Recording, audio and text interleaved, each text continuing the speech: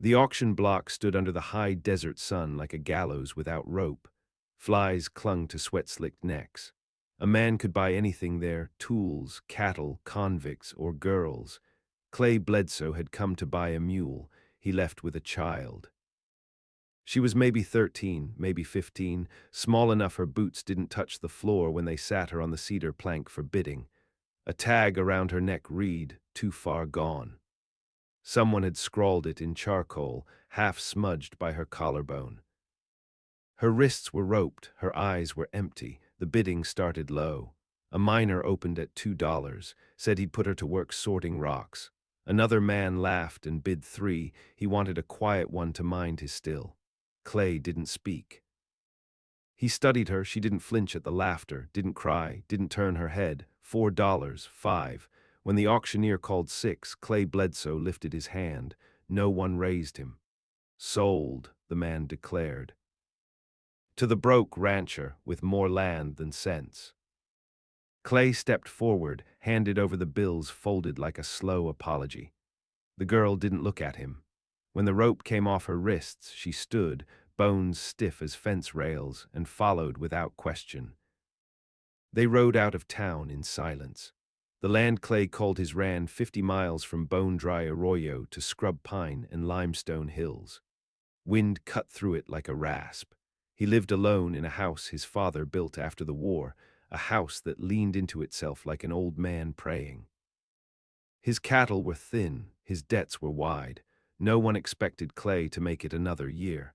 He gave her the smaller room, the one that used to be his sister. Left her a pail of water, a bar of lye soap, and an old dress from the attic. When he knocked the next morning, she was already dressed and sitting by the window. Didn't look up, didn't speak. "Name's Clay," he said. She blinked. "What's yours?" She didn't answer. They moved into a rhythm, him with the cattle, her with the chores. She swept the porch, carried water from the well, learned the stove's stubborn flue, and how to trap a jackrabbit without snapping her own fingers. She didn't speak for 3 weeks. Then one morning, Clay found a rattlesnake laid out across the doorstep, head severed clean. She stood behind him with the shovel still wet with blood. "That thing come near the chickens," she said. Clay nodded. He didn't ask again for her name. Word spread quick, like wind over grass fire. Bledsoe bought himself a feral one. Don't even talk. Scarred up like she lived in a dogfight pit. Some said she'd been in a brothel outside of Del Rio. Others claimed she was a killer's orphan left wild in the hills. None of them were right and none of them mattered. She kept to herself, and she worked. By fall, the cattle were thicker. The roof stopped leaking. Clay caught himself talking more, just to fill the silence, even if she never answered. He started calling her Holly, not because she told him to, but because it felt wrong not to call her something. She never corrected him. Then came the horse thieves. They hit the neighboring ranch first, cut the fence, took 4 stallions and a mare heavy with foal, left the barn hand for dead. When Clay found out, he set a lamp in every window and moved his rifle beside the bed. Holly moved hers beside the door. The night they came, Clay was already awake. 3 men. 1 stayed with the horses, 2 came up the porch. Clay didn't hear them, but Holly did. She was in the doorway before the dog even growled. When the first man tried to pry the latch, she opened it and drove the kitchen knife up under his chin. He staggered back. Clay heard the gurgle, heard the second man shout and fire wild.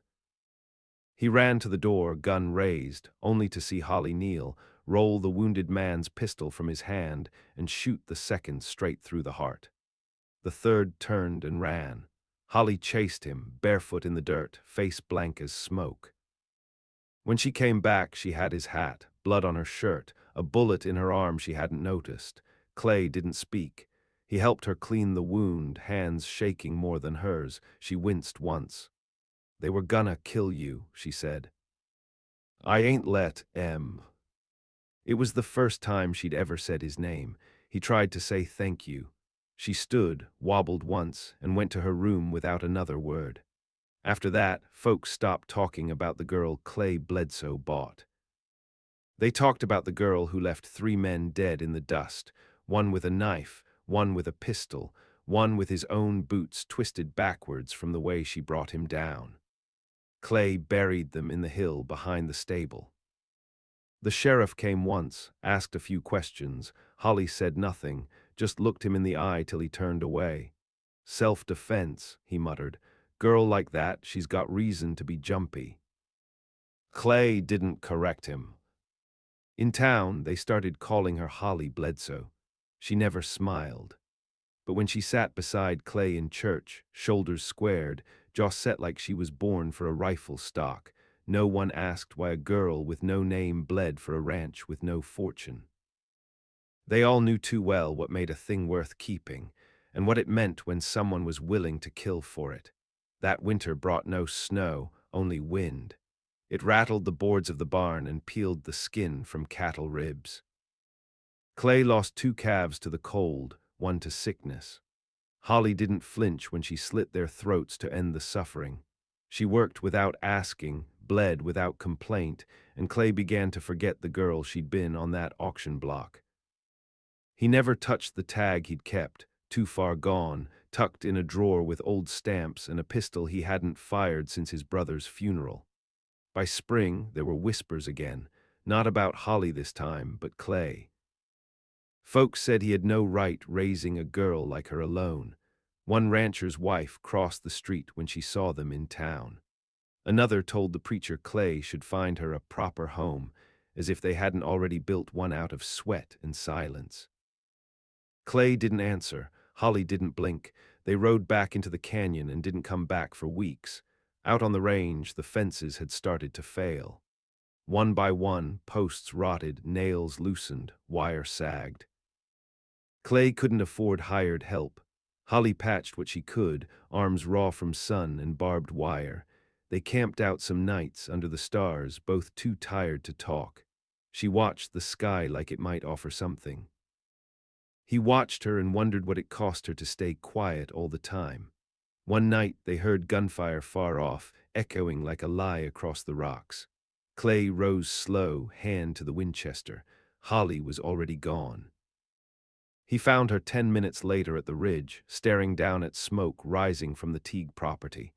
Flames licked the roof, no riders in sight, no sounds of horses. Teague's boys ran with the Cutler gang last year, Clay muttered. Could be a payback. Holly didn't answer, her hands curled at her sides. I don't owe them, Clay said. No, she said, you don't. But her knuckles were white. The fire died by morning. So did Teague's youngest, shot through the back trying to run. They buried him under the pecan tree and didn't speak of it again. 2 weeks later, someone strung up Clay's dog outside the barn, a message plain as spit. Clay found it first, jaw clamped so tight his teeth cracked. Holly said nothing, just knelt by the blood-dark dirt, took the collar off, and set it beside the porch where the dog used to sleep. Clay started sleeping with the rifle across his knees. Holly sharpened every blade they owned. Then came the letter. It arrived wrapped in a flour sack, no return address. Clay read it once, jaw twitching. Holly took it from his hands and read it again. The handwriting was familiar, crooked like barbed wire. You know who it is, she said. He nodded, Levon Maddox. Holly's head turned slow. He's back, Clay said. Thought he ran to Arizona. Ran with half my cattle. Put my brother in the ground when he got caught. Holly read the letter again. It wasn't a threat. It was a promise. Coming soon, you and the girl. Won't be quiet this time. She folded it once, handed it back. I'll kill him, she said. Clay stared at her. He's got a dozen men. I only need one shot. No, Clay said. I'll handle it. She didn't argue. But that night the shotgun by the door was gone. He found it in her room, barrel cleaned, shells lined up on the sill like prayer beads. She was ready. The next week, Clay rode into town to sell 2 yearlings. Holly stayed behind. When he came back, the barn door was swinging open, and there was blood on the ground. He dropped the reins and ran. Inside, he found one of Maddox's boys slumped against the wall, mouth caved in like a kicked melon. Holly sat in the hayloft, rifle across her lap, face streaked with sweat and blood that wasn't hers. "Two of M," she said. "Where's the other?" She pointed with her chin. Clay followed the trail out back. Found the second man crawling toward the creek, one leg bent the wrong way. His mouth worked soundless when he saw Clay. Clay lifted the rifle. "Wait," Holly called. He turned. "Let me." She stood behind him now, eyes hollow as glass. He nodded and stepped aside. The shot snapped like a branch in the wind. Later, when they sat by the stove, she spoke again, voice low. "They think I'm his daughter." Clay didn't answer. "They think I was born mean." "You were." She looked at him. "You don't know. I know you bled for this place, for me." She looked away. "That don't make me good." "No," he said, "it makes you mine." Her eyes shone, but she didn't cry, just nodded once, slow. And the tag that once called her too far gone. She burned it that night, alone, standing in the dark with the wind in her hair and a match between her fingers. By summer, no one rode within 10 miles of the Bledsoe place without reason. The tracks of strangers never lingered long. Word spread the ranch was cursed, or worse, watched. Some swore they'd seen a girl in a faded blue dress pacing the ridge at dawn, rifle in her hands, eyes like cold ash. They weren't wrong. Holly rose with the sun and watched the fence lines like scripture. She marked the wind, listened for the hum of hooves or the crow's scream that didn't belong. Her silence grew heavier, more deliberate. Even Clay spoke less. They had no need for many words. Between them passed something older than talk, shared labor, worn tools, fresh blood rinsed from the steps without asking who'd spilled it. The land hardened with them. One evening, Clay found a sack nailed to the door. Inside were 7 fingers and a chunk of mane from one of their lost mares. The message was simple: your turn. Clay burned it in the stove and salted the doorstep. Holly said nothing, but she didn't sleep that night.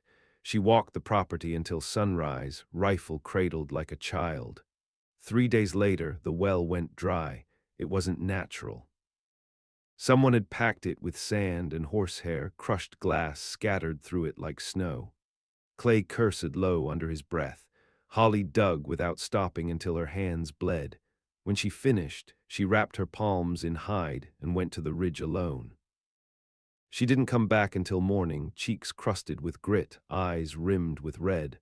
"Found tracks," she said. "Maddox's camp ain't more than a day out, 20 riders, maybe less now." He didn't ask what she'd done. Instead, Clay loaded the wagon with tins, salt, jerky, and ammunition. He pulled out his old cavalry coat and the Springfield wrapped in oilcloth beneath the floorboards. When he turned, Holly was already strapping her boots. "I ain't leaving you behind," he said. "I ain't staying," she answered. The desert swallowed them before noon. They rode quiet like wolves, stopped once to water the horses at a creek where the trees bowed low and the air stank of copper. Holly pointed to a ridge where vultures circled. "Something fresh," she said. Clay climbed up to check. It was a dog, skinned and nailed to a cross made of fence posts. The kind of message that came from men with no country and less soul. Clay spat in the dirt and rode back down. "They're expecting company," he told her. "Good," she said. "So are we." They found the camp by moonrise. Tents and whiskey fires, men shouting over cards, at least 15 left breathing. Clay studied it from the rocks, whispering names: Maddox, Sim Dory, Job Hensley, 3 others from the list his brother used to keep in his Bible. "You don't have to." "I ain't scared," Holly said. "I know. But scared might be what saves you." "I already died once," she said. "Everything after's just revenge." She moved like smoke through the rocks, barefoot again, knife in her belt. Clay waited behind, rifle steady. She crept to the edge of the firelight, struck 2 matches against a saddlebag, and let the flame eat the liquor barrel dry. The fire took fast. By the time they started shouting, Clay had dropped the first one through the neck. Holly slit the throat of the second, pistol-wielding and drunk. Chaos followed like a flood, men stumbling for guns, yelling over each other. Another dropped, bullet to the spine. They didn't run, they fought like animals. Clay took a knife to the ribs and gave back worse. Holly disappeared into the smoke, reappearing only to shoot, to cut, to scream wordless as she drove one man into the fire itself. Maddox came out last, drunk and wild-eyed. He recognized her. "You," he said, "you ain't even a girl, you're a curse." She didn't answer. "You think that rancher made you clean. You think bleeding for dirt changes what you are." Clay stumbled toward them, blood thick on his coat. "She's better than any of us," he muttered. "She's a rabid dog," Maddox hissed, "and I put those down." He drew his pistol. Holly didn't flinch.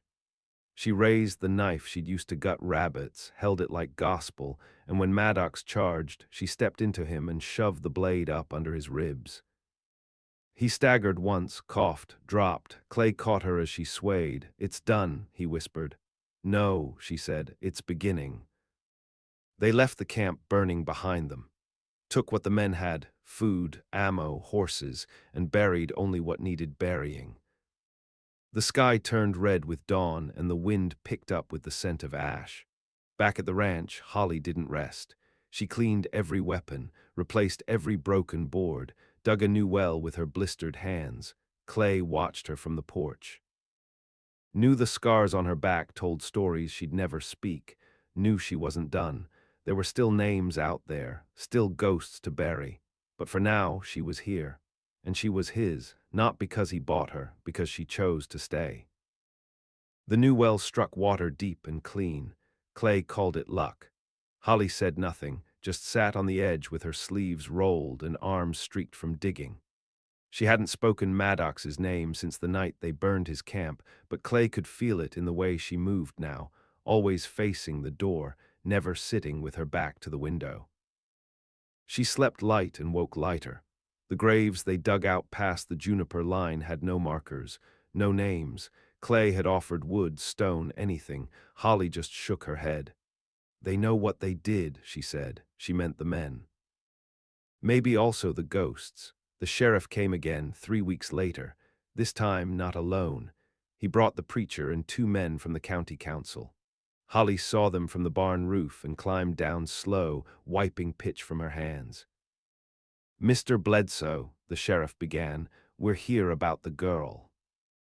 Clay stood still. "She's not a girl, she's Holly."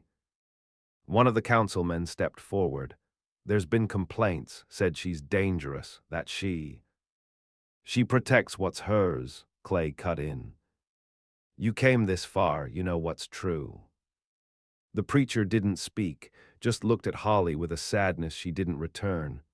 "You kill them?" the sheriff asked, quiet. Holly didn't flinch, every last one. "Why?"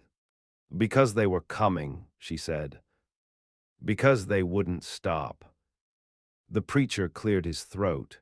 "You could have let the law handle it." Clay laughed once, bitter. "The law let M burn the Teague place. The law left my brother to rot." The sheriff's jaw clenched. "You harboring a killer, Clay." "She's family."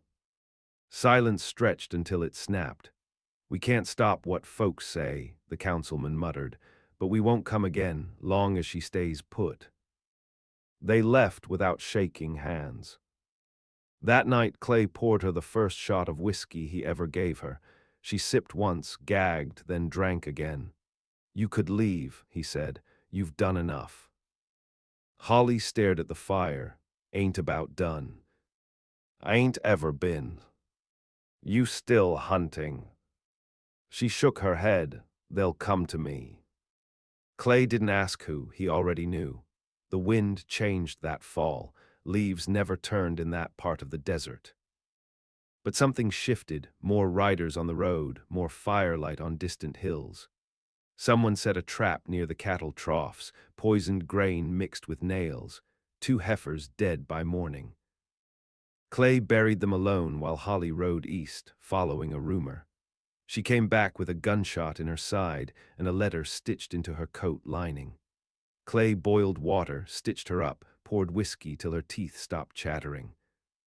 When she finally spoke, it was through a clenched jaw. "It's them, the ones who took me the first time, before the brothel, before Del Rio." Clay paused, blood and thread on his fingers. Names. One, Jernigan. He knew the name, everyone did. A rancher turned slaver, ran a hidden line through the borderlands, never caught, never tried. The kind of man who could buy a girl, break her, and vanish her in the dust. "He's building again," Holly said. "Out near Choya Ridge." "How do you know?" "I saw it." Clay's hands tightened. "You're going after him." She nodded. "Soon." "You want me there?" "No." He didn't argue. Instead, he gave her his father's pistol, the one with the ivory grip and one notch already carved. "Make sure he remembers," Clay said. She left 2 nights later. This time she didn't ride in the open.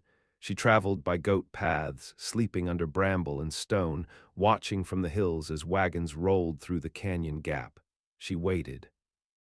Jernigan's compound stood behind rows of mesquite and black iron fence. Slaves moved like ghosts in the yard, women, boys, a few who looked younger than she'd been when they first took her. Holly knelt in the dust until her knees bled. Then she moved. She came at night, fire first.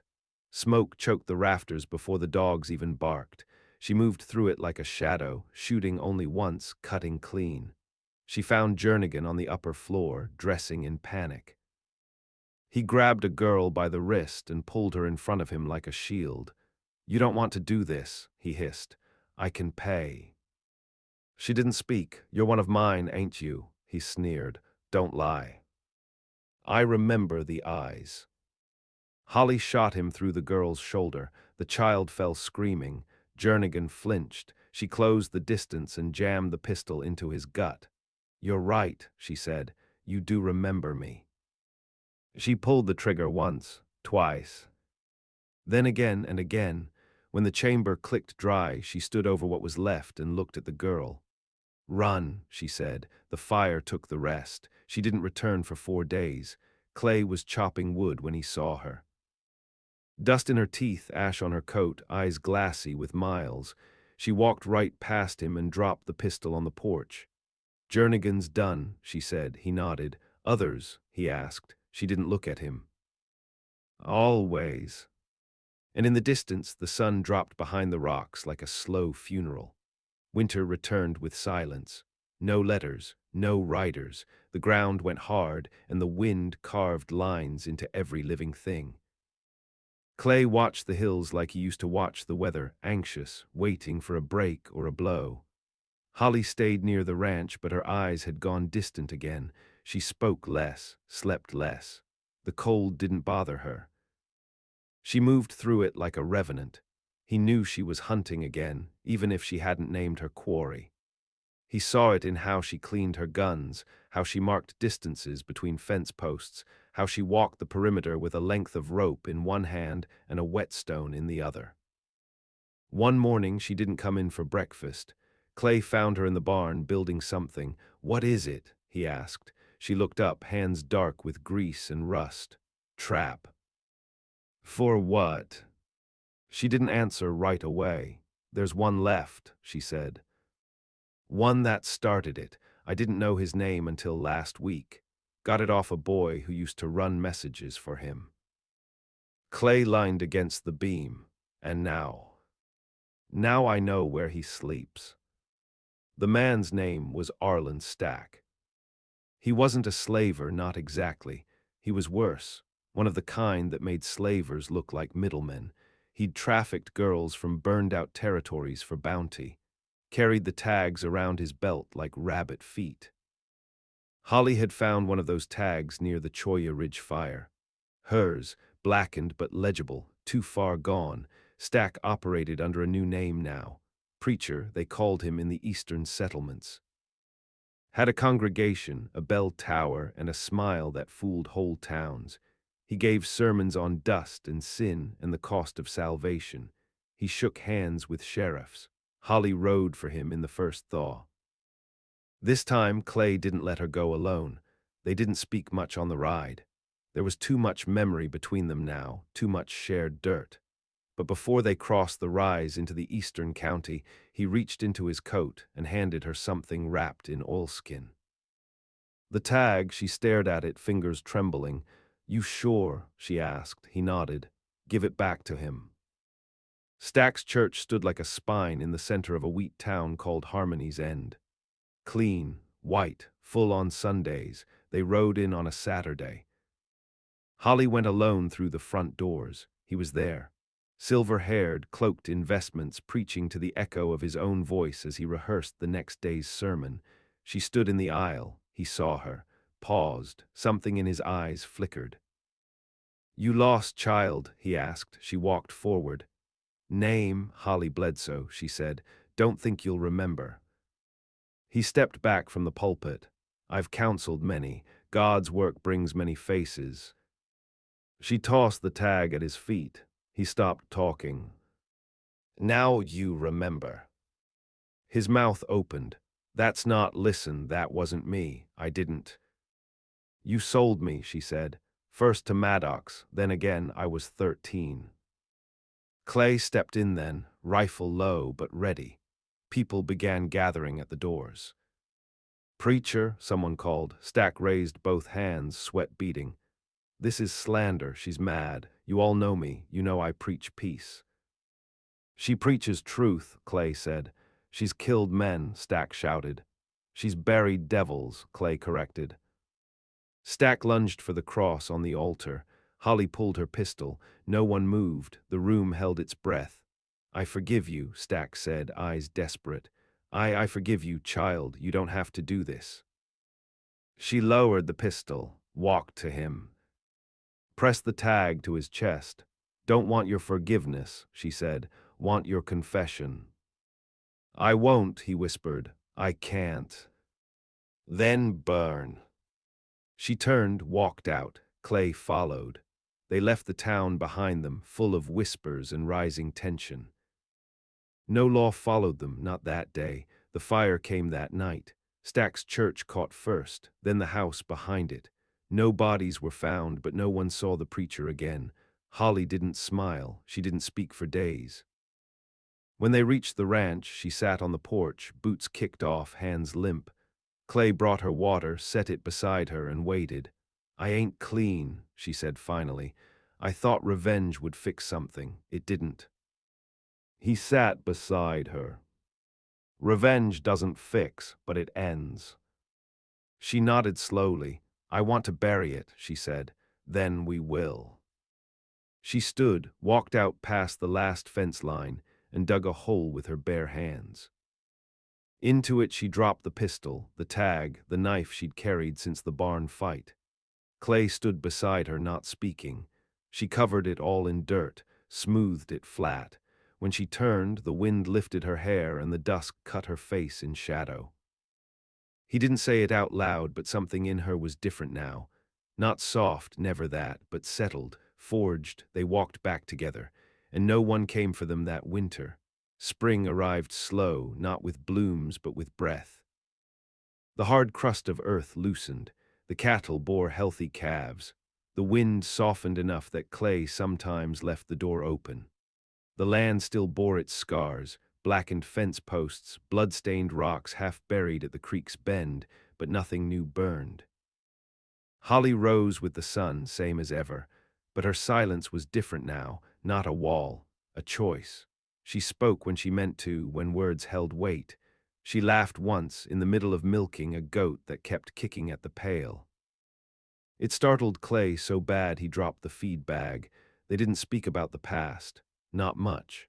But some nights, Clay found her out by the graves, sitting cross-legged in the dirt, whispering names. She never wrote them down.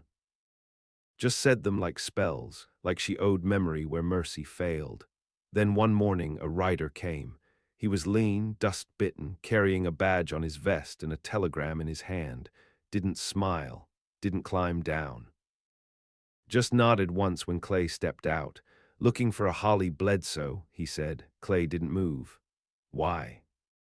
Marshal's orders, out of Austin. Name came up in an old case. Reckon there's bounty on some of the dead she left. Clay glanced at the barn. Saw Holly leaning against the door, shotgun already resting on her shoulder. She's not what you're hunting, Clay said. The rider shrugged.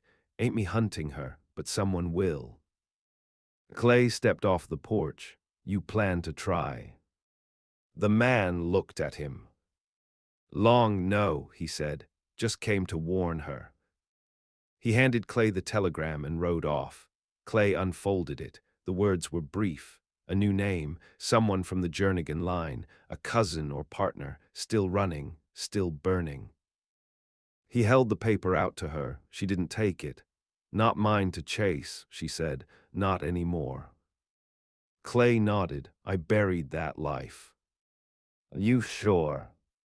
She looked out past the hills, where the land rose like old bones. Nothing's ever sure.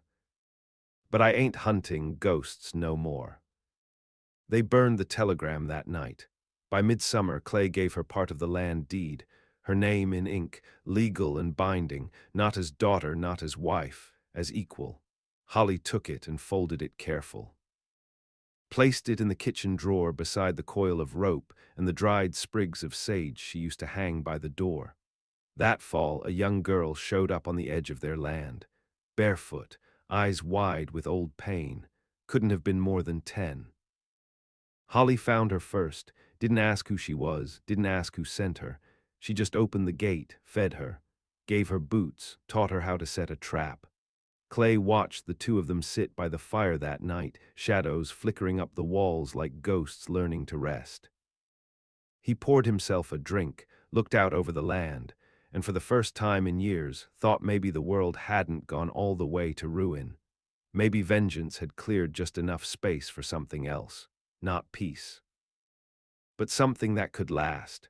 And in the still dark of the canyon, where blood had been spilled and bones had been buried, a fire burned steady.